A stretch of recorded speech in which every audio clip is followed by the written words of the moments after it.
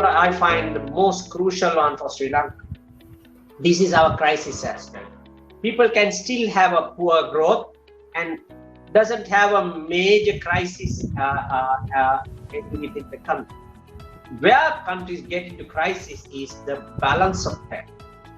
Balance of payment is, now when we are in a country, we have to buy and sell the rest of the world. We are not in a Robinson Crusoe. So we are not on self-sufficient. We want cars. We want aeroplanes. We want trains. So where do we get that money from? We have to earn. So we had tea. Tea was a major earner. In fact, Sri Lanka was one of the richest countries in Asia because of tea, just purely because of tea. But that was an era which had certain other issues. Anyway, let's not get into that. Then, after 200 years, we managed to get another line of business. That's called garments. So those are the only two things that are giving us cash. Others are little small monies. But what happened to us was, we kept on buying things abroad without looking at how much money we earned from abroad. If we take this value, two values, if the balance of payment is the entirety of dollar coming and dollars going. But then in that there is a particular thing called very dynamic piece of balance of payment. It's called trade balance, meaning imports minus exports.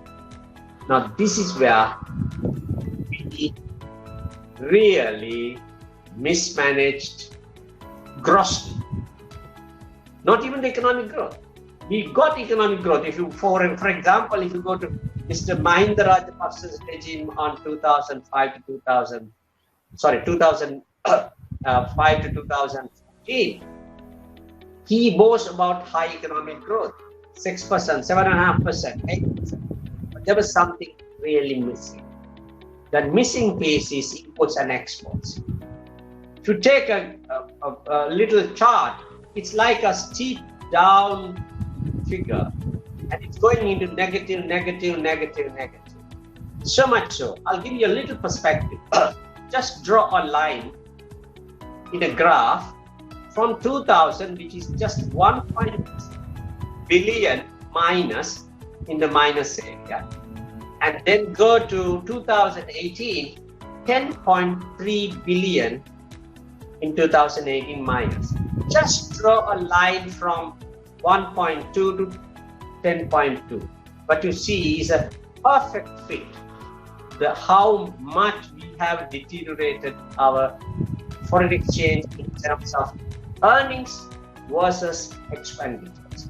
So in short, what we did was we had an extravagance of buying goods from abroad, but we never had the tenacity or the necessity to earn money to pay for those goods. So how did we survive? We survived on two pathetic lines of financing. One, we were living on, what we did was we imported goods, exported labor. Yes. Sent people to the Middle East, disrupted their families. But anyway, let's not forget about the social side of it. And they kept on feeding us with dollars. When it came to 2018, we were earning $7 billion purely on remittances. So now our difference was 10.2 billion in terms of income and expenditure on real industrial goods. Then that 10.2 billion was brought down by 7 billion from those people's money. Now we see how pathetic we were to use that money to buy our Lamborghinis, to buy our Benz cars, right? That's not all. It was not enough. Of course, we were relying on another line of business called tourism. Tourism also started going up. From 2009 on, we have been hitting tourism And it was breaking us about another 4 billion. So now, what has happened was, you are still short of billions of dollars in your income and expense. So what did we do? We were happily relying on loans. From 1977, we got into the habit of borrowing. It didn't matter. We kept on borrowing, kept on borrowing, kept on borrowing. But the borrowings became more and more and more. And it didn't matter to us because these borrowings were very concessionary borrowings. Meaning, they give you money at 0.5% interest. Gestation period 20 years. That means you don't pay a cent for 20 years. Then you start paying money. And we got into the habit of that money as our cash. And then we went about. But in 2008, we lost that line of money because we became a middle income. We become a middle income country. Those funding agencies pick you off from their list. Oh, they are now, they have to borrow in the expensive category, not in the concessionary category. So we lost that. Okay, and that's a good that we lost it. I mean, how pathetic it is for us to rely on that. But then, this is where we made the fundamental mistake. Now, we don't have money. What do you do? At home, I don't have money, not enough money. I go to the bank and say, give me a credit card. So I get a credit card. Now, credit card is different from my earlier borrowings, which was 20-year repayment period, tenor. Now, this is 54 days maximum. And the interest is 25%. Okay, I didn't bother. I went to the, which we call money market, started borrowing. Mr. Mahinda Rajapaksa regime first started borrowing. They borrowed 5 billion. Now, problem with that is its tenor or the duration is 5 years, 7 years, maximum 10 years, and the very high interest rate. So you have to pay the interest every year. And what we got ourselves into a problem was we had to repay those loans as well, in addition to the interest. Interest is about few 100 billion, but the repayment is 1 billion, 2 billion. That's a large chunk. So we started paying that.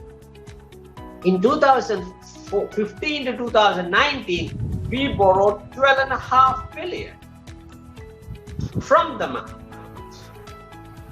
Now we had lost every possible avenues of financing our extravagance. We didn't borrow. Right?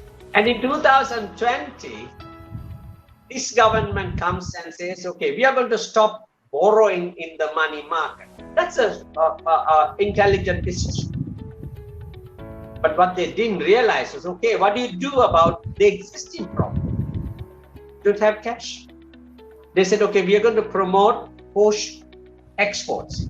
We're going to stop imports. That's why they put a stop on car imports. They put a stop on various other imports. That was not enough. And then we lost 2 other lines.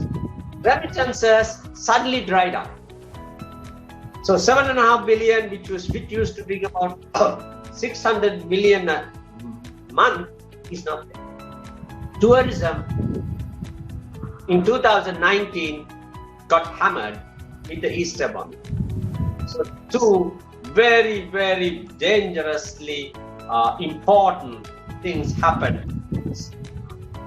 And the third problem was, now we have a magnitude of borrowings which had to be paid very quickly. We don't have cash. And when you started paying them, you forgot you have to pay for medicine, you have to pay for oil, you have to pay for gas, the essentials. When you didn't manage your cash, this government, they didn't manage the cash. And at the end of the day, suddenly they found, oh my goodness, our lockers are empty. They run around. So this is the crisis we are in at the moment. We have a huge debt problem, having to settle it. Now we are trying to reschedule it. We have a huge trade balance problem that has to be plugged. On top of that now, government does not have cash.